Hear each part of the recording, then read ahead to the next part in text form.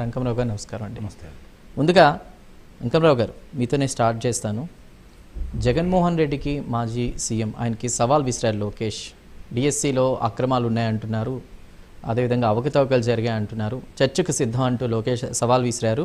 ఇది సాక్షి క్యాలెండర్ కాదు, పారదర్శకంగా నిర్వహించిన జాబ్ క్యాలెండర్, ఇక మీదట కూడా మేము నిర్వహిస్తాం. ముందుగా ఒక్క డిఎస్సి అన్న నిర్వహిస్తే అసలు రిజర్వేషన్ సిస్టమ్ ఎలా ఉంటుందనేది మీకు తెలిసి వస్తుంది, అంతే తప్ప ఊరికే ఏదైతే అవకతవకలు జరిగాయంటూ ఆరోపణలు చేయొద్దంటూ కూడా మాట్లాడారు. దానికి కొంతమంది వైసీపీ నేతలు వాళ్ళు వచ్చారు, కానీ అధికారులు ఎవరు, పై స్థాయిలో ఉన్న అధికారులు ఎవరు కూడా స్పందించలేదు. ఎలా చూడాలి, మీరేమంటారు? ముందు చందు గారు మీకు ప్రైమ్ నైన్ యాజమాన్యానికి, అలాగే గౌరవ శాసనమండలి సభ్యులు ఇజ్రాయెల్ గారికి, అజయ్ సజ్జాకి, కృష్ణవేణి గారికి, వీక్షకులందరికీ కూడా శుభ సాయంత్రం అండి. సహజంగా ఇది 3,20,000 మందికి 3,20,000 మంది పాల్గొన్నారు ఈ పరీక్షల్లో. దీని మీద వీళ్ళు గత సంవత్సరం నాడు జూన్ 5వ తారీఖు నాడు వాళ్ళు పరీక్షలకి రాశారు. అంతకుముందు దీనికి సంబంధించిన న్యాయస్థానంలో ఉన్న చిక్కులని తొలగించుకొని ఈ కార్యక్రమం నిర్వహించారు. అంటే సంవత్సరం క్రితం జరిగింది. దగ్గర దగ్గర 148 రోజుల్లో ఈ కార్యక్రమం నిర్వహించడం కూడా జరిగింది. అనుమానాలు ఇప్పుడు దాకా రాకపోవడం అనేది కొంచెం ఆశ్చర్యకరమైన విషయం. నిజంగా ఏదైనా జరిగి ఉన్నట్టయితే అభ్యర్థులు కావచ్చు, లేదంటే దానికి సంబంధించిన వాళ్ళు కావచ్చు, లేదంటే జగన్మోహన్ రెడ్డి గారు కావచ్చు, మామూలుగా విపక్షాలు ఎవరైనా సరే, సిపిఐ, సిపిఎం ఇలాంటి వాళ్ళు దీని మీద అభియోగాలు పలానా చాట ఇలా జరిగింది, ఇలాంటి తప్పులు జరిగినాయి అనే అభిప్రాయం కనుక వ్యక్తం చేసి ఉన్నట్టయితే నిజమే ఇట్లా జరిగిన తర్వాత ఇలా ఎందుకు జరిగిందని చెప్పని ఆలోచించుకోవాల్సిన పరిస్థితి ఏర్పడేది. ఇన్ని రోజుల తర్వాత దీన్ని బయటికి తీసుకురావటమే కాకుండా దీనికి సంబంధించిన 24 మంది అభ్యర్థులతోటి జగన్మోహన్ రెడ్డి గారు మాట్లాడించడం కూడా జరిగింది. జరిగిన సందర్భంగా ఎవరైతే అధికారులు ఉన్నారో 3 వాళ్ళు విద్యాశాఖకు సంబంధించి, క్రీడలకు సంబంధించి, అలాగే ఒక మహిళా అధికారి గారు 3 కూడా వివరణ ఇస్తూ ఎవరైతే 24 మంది అభ్యర్థులు మాకు అన్యాయం జరిగిందని చెప్పారో వాళ్ళకు సంబంధించిన వివరాలన్నీ ఇస్తూ, ఇదిగో వీళ్ళ స్థానం ఇది, వీళ్ళకంటే అధిక మార్కులు, ర్యాంకులు వచ్చిన వాళ్ళకి మాత్రం ఇవ్వడం అని చెప్పి వివరంగా చెప్పారు. ఒక అతనికి అయితే గోల్డ్ మెడల్ వస్తే మామూలుగా దానికి సంబంధించింది సబ్మిట్ చేయకుండా దరఖాస్తులో ఆయన తప్పు రాశాడని చెప్పి న్యాయస్థానానికి అతను వివరణ ఇచ్చిన సందర్భంగా అవి కూడా పొరపాటు అని చెప్పని తేలింది. ఇక్కడ 65 క్రీడలను గుర్తించారు.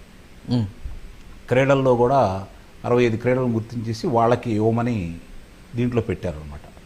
ఆ పెట్టిన దాంట్లో గతంలోతో పోల్చుకుంటే అంతకుముందు 2% మాత్రమే ఉండేది. అంతకుముందు 2% ఉండేది. ఇప్పుడు వచ్చేతలకి ఇది 3% చేశారు.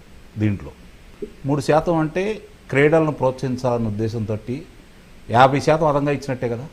గతంలో 2 అంటే ఇప్పుడు 3 అంటే 50% అదనంగానే ఇచ్చినట్లు కదా. కాబట్టి ఒక రకంగా క్రీడాకారులను ప్రోత్సహించే కార్యక్రమం ఇది చేపట్టారని అయితే మనమైతే భావించాలి.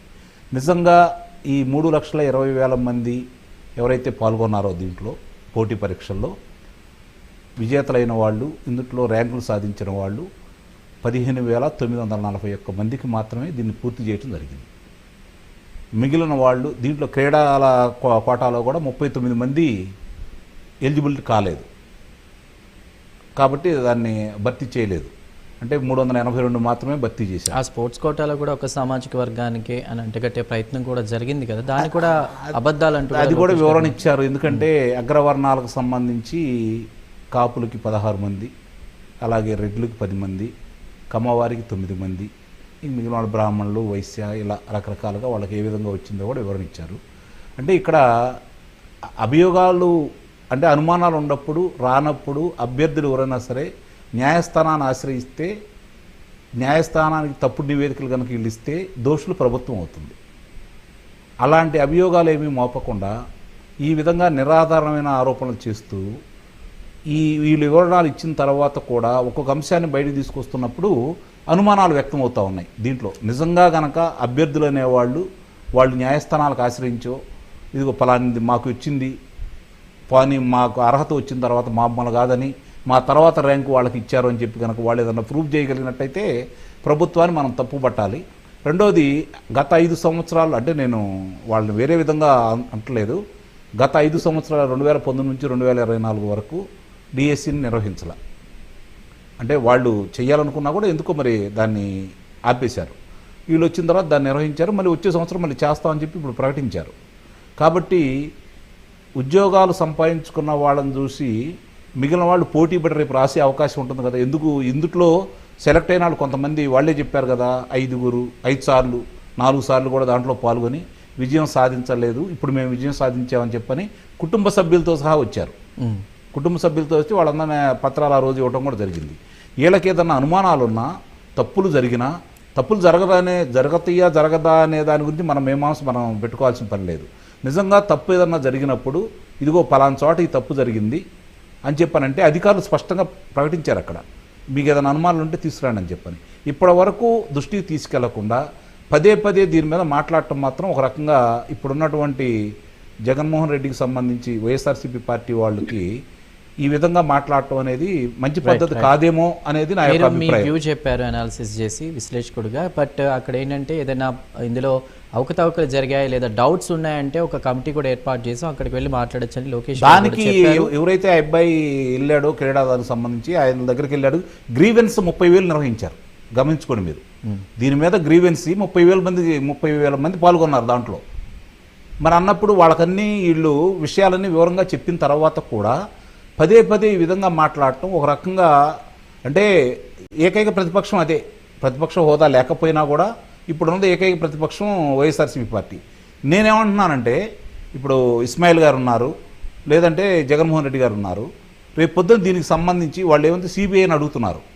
సిబిఐ ఎంక్వైరీ చేయమని ముందు న్యాయస్థానానికి అప్రోచ్ అవ్వండి, తర్వాత శాసనసభలో దీని గురించి చర్చిద్దాం. సరే, శాసనసభకు ఆయన రావట్లేదు, శాసన మండలిలో దీని గురించి చర్చిద్దాం అని చెప్పని మీరు ఒక ప్రపోజల్ పెట్టండి.